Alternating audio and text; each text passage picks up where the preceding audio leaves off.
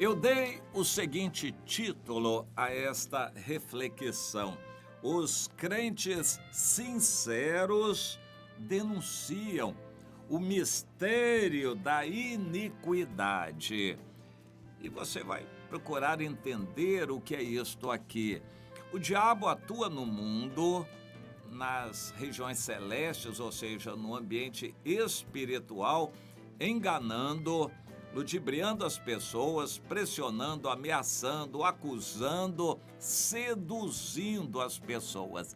O diabo tem esta prerrogativa dada por Deus desde o início, quando ele apareceu para Eva e convenceu a Eva.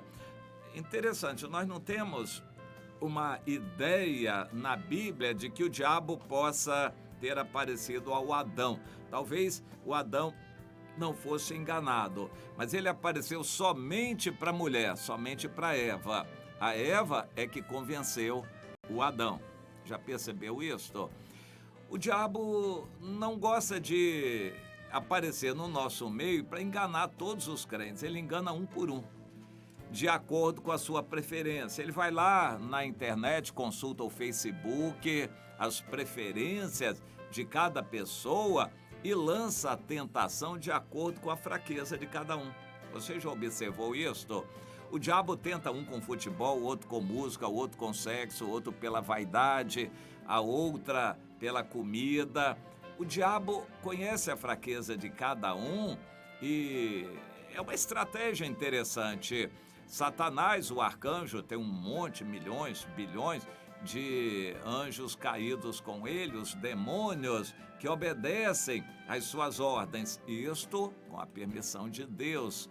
E ele delega tarefas aos seus demônios. Ele distribui os seus demônios para estarem perturbando as pessoas. E os demônios, eu não creio em maldições hereditárias, mas eu creio em demônios hereditários.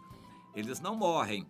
Eles conhecem a preferência da família e estão naquela direção para seduzir aquelas pessoas. O diabo delega para os seus demônios tarefas, esperando que eles cumpram, atuando em espírito. E assim, a vontade dele é seduzir a humanidade toda. Ele conseguiu, quando a humanidade era constituída apenas de duas pessoas, Adão e Eva. Ele seduziu a humanidade toda.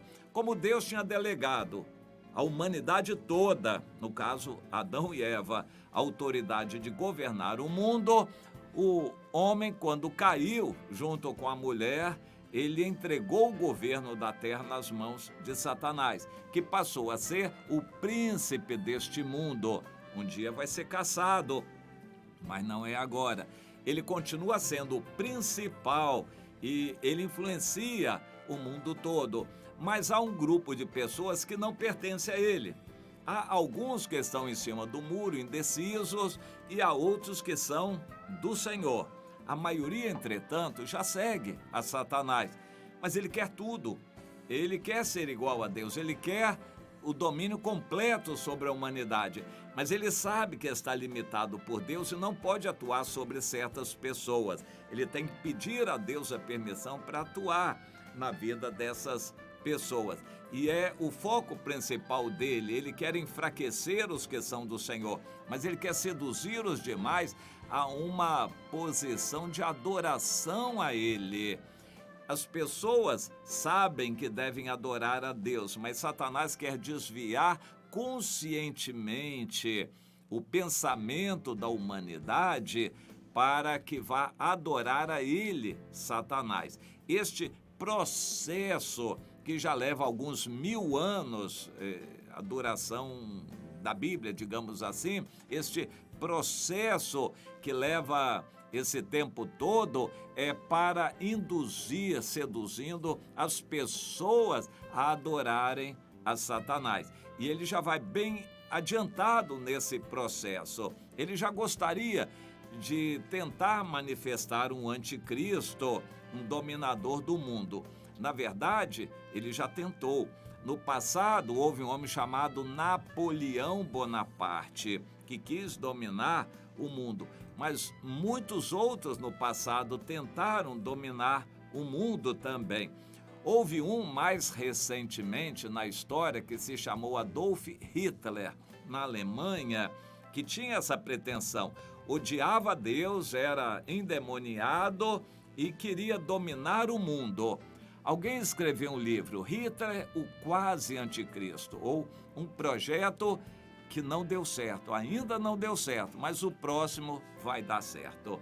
O anticristo, um político, uma pessoa que vai enganar a humanidade toda, na verdade, já está enganando. Nós cremos que ele é nascido, ele é um político, já é bastante conhecido, só não se revelou ainda como o anticristo, mas é enganador, vende uma imagem boa para a humanidade toda e está aguardando o quê? Aí eu quero ler com você, em 2 Tessalonicenses, o Senhor falando no capítulo 1 do sofrimento dos cristãos por causa da perseguição ao Evangelho.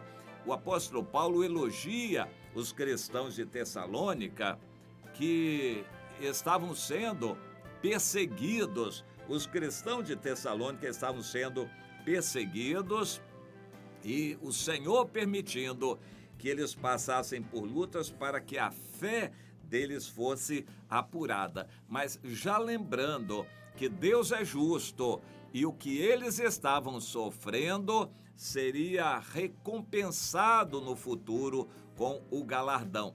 Em compensação, Deus daria àqueles que estão agora perseguindo os cristãos uma punição e castigo no futuro, e isto já está a caminho.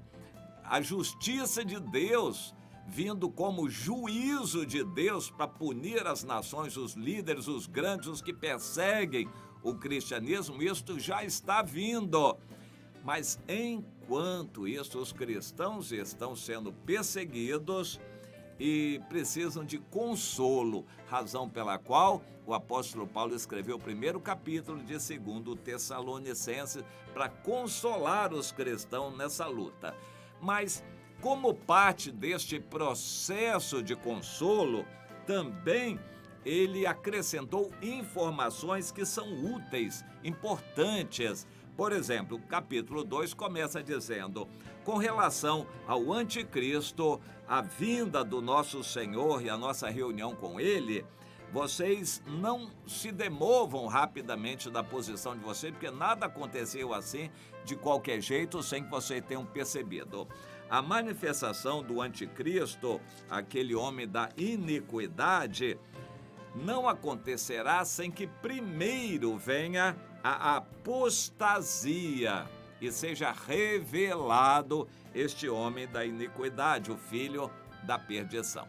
Nós sabemos que essa figura descrita em muitas partes da Bíblia é o anticristo, que já existe, mas não se revelou ainda, porque, segundo o texto, existe algo que o detém. E o apóstolo Paulo diz: vocês sabem o que é que está detendo a aparição, a manifestação do homem da iniquidade, o anticristo. E a apostasia já está acontecendo. E mais adiante ainda no capítulo 2 de 2 Tessalonicenses, o apóstolo Paulo diz: com efeito, o mistério da iniquidade já opera, está aguardando somente que seja afastado aquele que agora o detém. E então será manifestado, revelado, o iníquo, a quem o Senhor Jesus matará com o sopro da sua boca. O anticristo vai se revelar na grande tribulação, vai dominar muito o mundo e vai se levantar contra Deus. Jesus virá com o sopro da sua boca e vai matar e destruir o anticristo, lançando-o no lago de fogo imediatamente, bem como o falso profeta, aquele papa da religião universal. Ele vai ser lançado também no lago de fogo. Mas por que nós não sabemos exatamente quem é o anticristo? Porque ele não se revelou. E por que ainda não se revelou? porque ele vai se revelar como o Salvador, aquele que vai enganar a humanidade toda. E hoje ele não conseguiria. Por quê? Porque os cristãos sinceros que têm o Espírito Santo estão detendo. Quem detém a aparição do anticristo é o Espírito Santo. Com o arrebatamento, o Espírito Santo vai ser retirado da terra junto com os cristãos. A terra vai ficar sujeita totalmente a Satanás, ao engano. E então o anticristo vai se revelar como o Filho de Deus, o enviado de Deus, e Deus vai deixar. Por 7 anos da grande tribulação, Deus vai deixar o anticristo enganar a humanidade. Ele vai fazer sinais, vai falar grosso, vai falar em nome de Deus, vai falar com autoridade, vai dizer que é Deus. A humanidade vai ficar maravilhada com esse grande líder que vai se revelar, o anticristo. E ele vai enganar a humanidade praticamente toda na grande tribulação. Hoje ele não conseguiria fazer, porque os cristãos que têm o Espírito Santo o denunciariam. Imagine se aparecer alguém na minha frente dizendo que é o Cristo. Eu vou repreender, porque é demônio. Eu sei que ele não é o Cristo. Eu sei como Jesus virá, como será o arrebatamento. Você percebeu? A mim ele não engana. E se ele aparecer dizendo que está chegando para a cidade, eu vou fazer o que eu posso para denunciá-lo, para dizer que é engano e que é demônio que está com ele. Mas quando eu não estiver mais aqui, ele vai enganar. Ele vai chegar a uma cidade dizendo que ele é Deus, que ele é o enviado de Deus, e a humanidade, aquela cidade toda, vai acreditar, porque não tem nenhum cristão com o Espírito Santo que vai denunciar. Os cristãos com o Espírito Santo serão retirados, mas não ficarão cristãos, infelizmente, que são nominais, crente pela metade, crente sem fruto, crente acomodado, crente morno, crente nominal, crente só tradicional. Toda essa gente vai ficar, só que eles não vão ter o Espírito Santo, e o diabo vai deitar e rolar para cima deles também. Mas agora ele não se revelou, porque o Espírito Santo ainda está aqui para desmascará-lo. Mas quando o Espírito Santo se retirar junto com a igreja, o mundo vai ficar entregue a ele, ele vai fazer o que ele quer aqui no mundo. Primeiro ele vai fazer paz, vai ser o grande salvador da humanidade, com acordos de paz resolvendo o problema do Oriente Médio, de Israel, palestinos. Ele vai ser a solução para tudo. E ninguém vai desmascarar, porque o Espírito Santo não estará aqui. Entenda isso, quem detém a aparição do anticristo são os crentes sinceros.